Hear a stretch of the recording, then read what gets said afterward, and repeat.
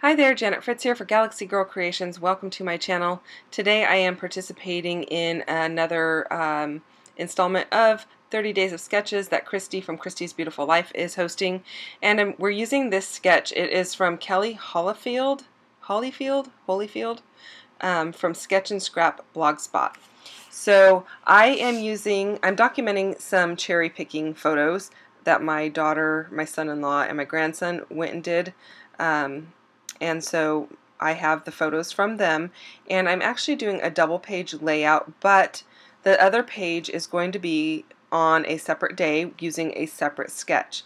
So maybe you would consider them more companion pages, but they do have a lot of things in common, like circles. So you saw me use a large bowl or large plate there and a small bowl to create the circles because I don't have my circle cutters handy with me right here, so I just decided that was the easiest way to do it. And I'm going to use the smaller circle on this particular layout, and then I'm going to need a second circle, and so I am marking the back side of the paper there.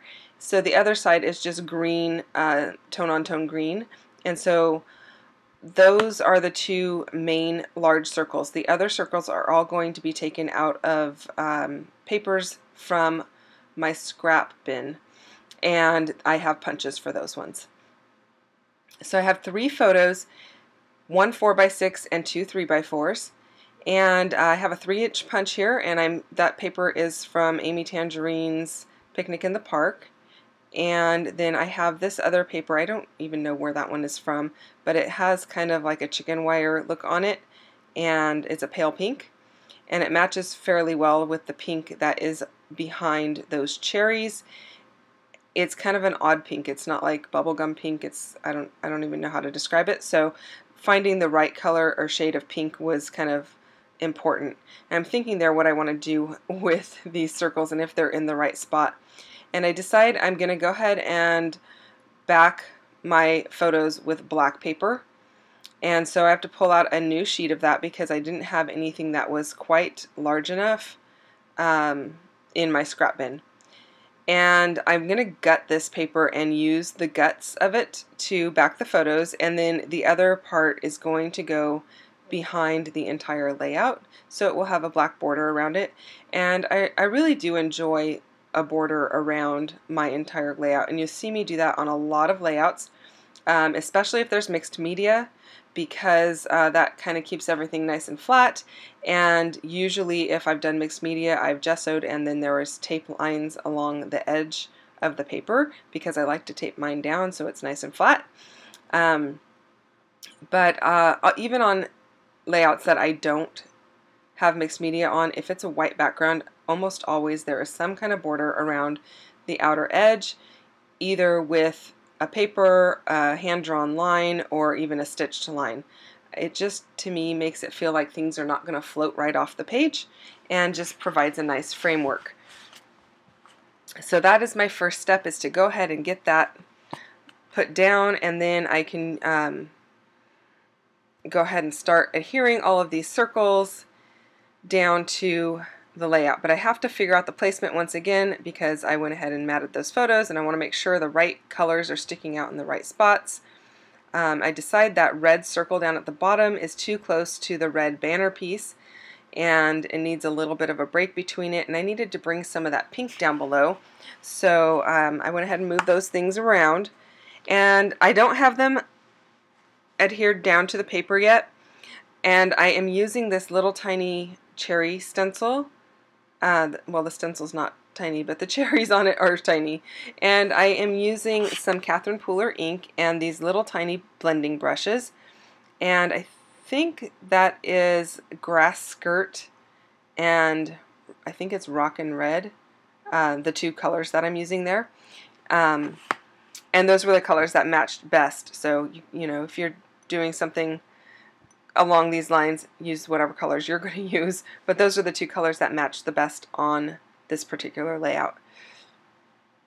And this is it's a little bit of labor to go ahead and do this. It's not horrible, but it does take a little bit of time because I'm being kind of careful about getting the stems green and the cherries actually red. And I'm not doing the entire outside portion of, the entire white portion of the layout. I'm just doing it around these circles, and I really like the way that it looks. It just adds some extra detail and interest, and I knew when I saw this stencil that I had to have it for these cherry picking photos.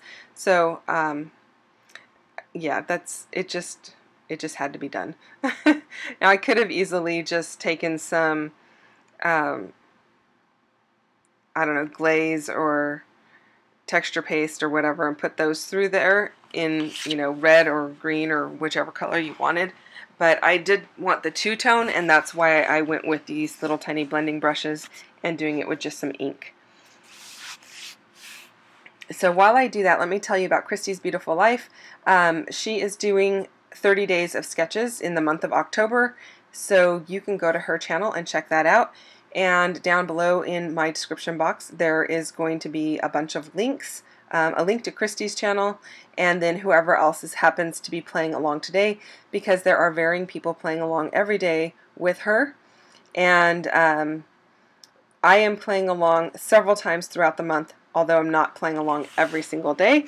I am enjoying playing with these sketches, and this is the first time that I've actually played along with something like this. I've played along with like hops and everything, but this is the first time I've played along so frequently. We'll put it that way. So I decided to go ahead and ink up the edges of my papers using the same colors that I used to create those little cherries, and I'm just going straight ink pad to the paper, and I'm using the same red and then the same green on the green papers. So anyway, back to about this YouTube hop. Go and check out all the ladies playing along, and make sure you check out Christy's channel every day, and you will have all kinds of inspiration from her and the other ladies that play along on the other days. And again, you can find that in the description box down below. Okay, I think I finally have things placed where I want them, and I'm just spinning that around so I can get the maximum amount of cherries on that circle to be visible. There was one section that had less cherries on it, and I didn't want to use that, and you can see it there. It's the bottom section of the circle, and I think that looks pretty good. So I'm gonna go ahead and start adhering things down in just a moment. It looks like I am moving things down a tad bit, but yeah, I'm gonna go ahead and adhere these things down. I'm just lifting up the edges, putting a little bit of adhesive underneath. Oh, it looks like I left that red right next to the red. I thought I'd moved it down to the bottom, but I guess not. I brought the pink down to the bottom, so I'm surprising myself there. It wasn't even that long ago that I made this layout, so I have been making a lot of layouts lately, and obviously my memory has failed me. And I think that's pretty much where everything's going to stay. I'm just going to add a couple of little spots here where since I moved everything kind of down, I needed to add a few things here and there. And then that was a sand eraser because I am using the very edge of the stencil there, and I just kind of got a little bit of ink on the white paper that I didn't want on the white paper, and the sand eraser will take that off if it's just kind of like a really light dusting of the ink. And so that is what I used to do that. Now in the sketch there is another strip of paper above that banner, and I decided to use some black and white polka dot washi, and I really like how that looks. It just adds a little bit more interest and a little more definition. And I have had these cherries sitting on my desk for, I don't know, maybe a month and a half, 2 months, because as I would see them in my supplies, I just kind of started making a pile of things with cherries because I knew I was going to be doing these cherry layouts. So there is a little foam sticker at the top of the screen there that's going to go on here, and then that chipboard cherry piece is going to go on there as well. I'm using these kind of fabric on chipboard thickers, and I don't know the name of them, but they are older, and I'm going to ink up the edges in black just because I wanted a little bit more definition between the letters and the background. And they are actually almost an exact match to my daughter's shirt, so those worked really well. Originally I was thinking I would put black letters on here, but I really like how these look. They're a little bit more understated, and they match the photos very well. So that was why I decided to go ahead and use those. And they do have kind of like a stitching on them. It's a faux stitching. It's not actual stitching. But those add a little definition as well too, because the stitching is kind of like a black or charcoal gray. And then I decided I needed to move things over just a little because I didn't leave enough room for a gap. And I didn't make you sit through all of that, but they are glued down now. And that little tiny foam cherry foam, it's not foam, well, it is foam, it's a puffy sticker. The puffy sticker cherry is going between the R and the Y there, and there's no other embellishment in that area. I just liked it there, so that's why it's there. Adding a few embellishments at the bottom here, just like in the sketch, and then I added some to the right hand side, which the sketch doesn't have any right there really. There's a star there, but it's not like a big cluster or anything, but I really wanted to add some stuff there, so that's why it's there.